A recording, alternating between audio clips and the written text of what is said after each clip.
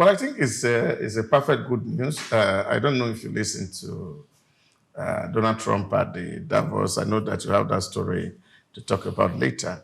And one of the things that was so prime in his address yesterday was the fact that Europe is going down and that it is based on self-inflicted trouble. And according to Donald Trump, that at the heart of the crisis in Europe, and especially the United Kingdom, which he said he loved so well, was the fact that they were on the road of self-deception. But take, for example, United Kingdom, that is sitting on the North Sea, refused to exploit, and they said they are looking for windmill. And there was a joke he made yesterday, and said all the windmills in Europe and in England are made by China, and China don't have one single windmill farm that is powering their energy. That why would they fall? Because they are making, according to the world, to use this word, that they made a windmill for stupid and foolish people. This is Souq business landscape.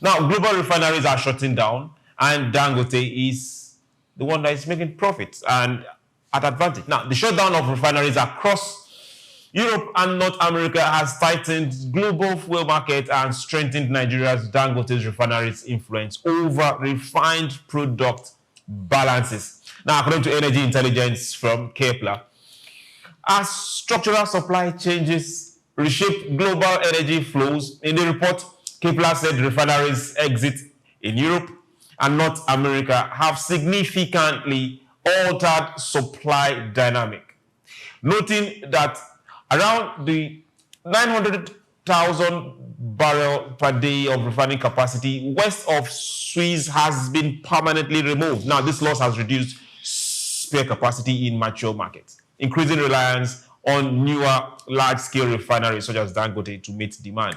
Kepler said the erosion of baseline capacity has reduced operational flexibility and magnified the impact of outage, keeping refined product balances tight and margins elevated through much of previous year. The report added that these conditions have increased the strategic importance of high complexity refineries in emerging markets, positioning Dangote, that is our own refinery, as a key supplier in an increasingly constrained global fuel system.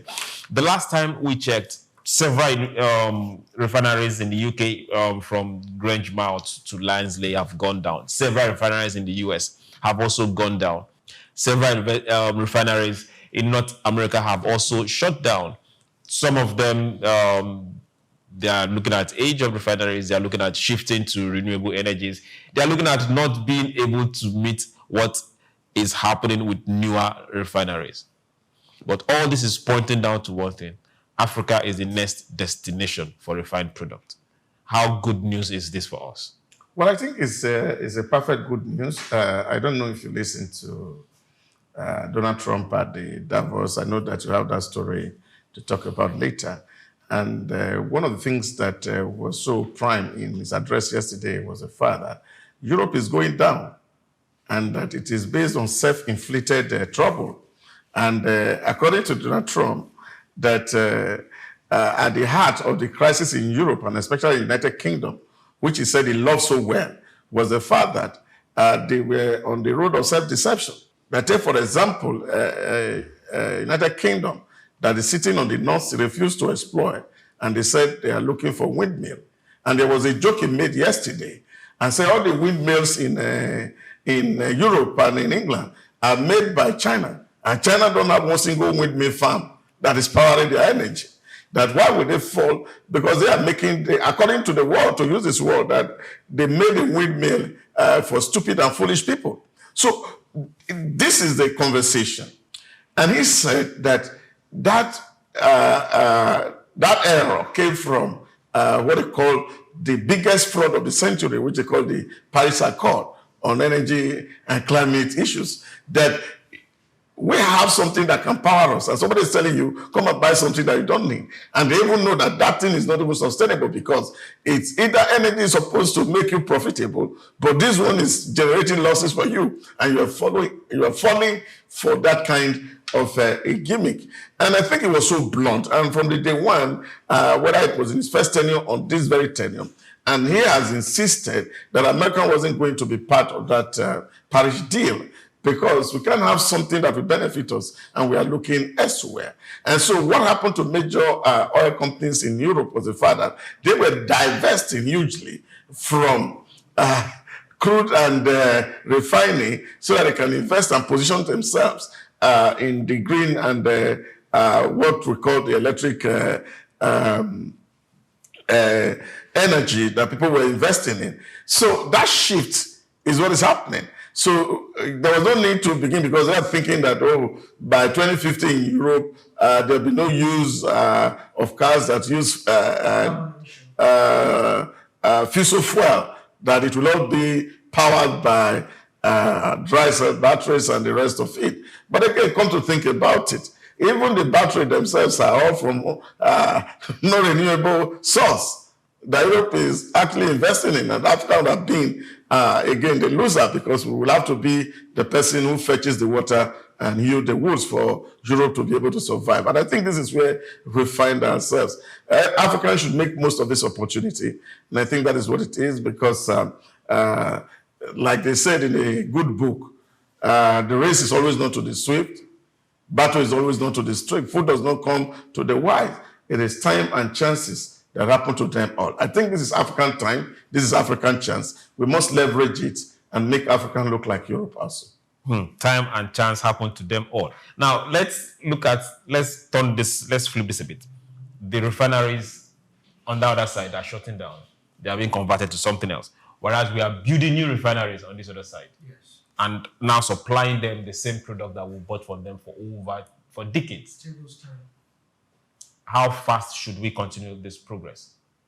As fast as possible. We said it yesterday. Even when we were talking about Dangote having the capacity to provide locally, to feed local consumers before exporting. And I said that the only way we can shore up this is if we start drilling more. If other drilling companies come into the force. So if we drill more and are able to get more crude, we'll be able to supply locally and also have some to sell out, because whether you like it or not, Dangote cannot get all the crude he needs from NNPC or from Nigeria. He has to still source. But if we drill more, and when we are giving out licenses, we should also maintain that if we give licenses and in the next 2 to 5 years, there's nothing, that license should be taken back, because we're not just giving license for you to just be selling. License to drill license, or license to build a refinery?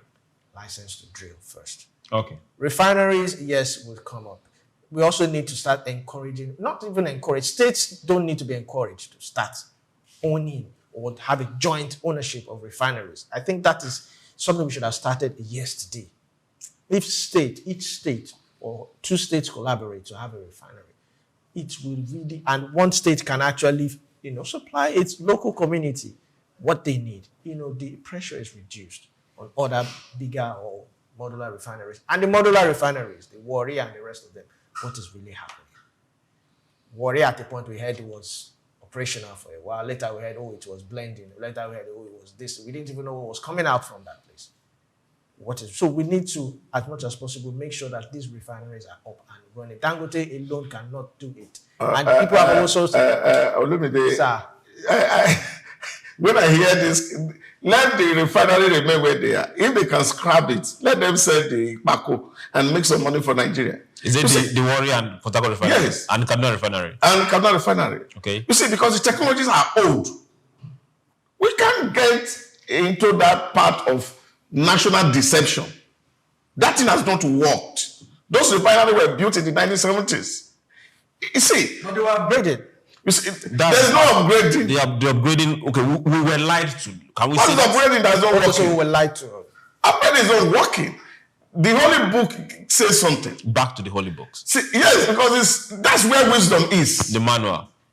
If you use a new cloth and attach it to an old cloth, the tear will be more. Or you put new wine inside an old wine skin, it will burst. It's simple. That's common sense. So why will we be wasting money on something that we know that it not work? Calculate how much we have spent on turnaround maintenance. It's more than what Dangote has spent in building the 650 barrel per day single train refinery. And yet it's not producing diesel, it's not producing kerosene, it's not producing gases. So I think they should scrap it. So if there are people who can, those people who buy iron condemn, can come and take It's not that. No. It has not got into that. It's not that. No. We have to be realistic. We have to be realistic. That thing cannot work. Let us not be deceived. NNPC know that thing can't work. So the people who have been feeding fat on it, they have eaten enough.